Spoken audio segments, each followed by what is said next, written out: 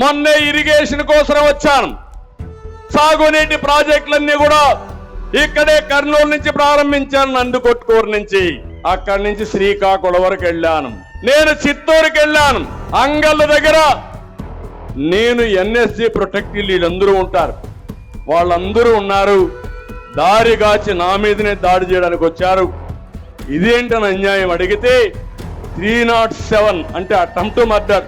నేనేదో వీళ్ళందరినీ పెట్టుకొని చంపడానికి పోయానని నా మీదనే 307 కేసు పెట్టారంటే తమ్ముళ్ళు మీరు ఒక్కసారి ఆలోచించండి. నేనే లెక్క లేకపోతే మీరు ఒక లెక్క అని మిమ్మల్ని అడుగుతున్నాను.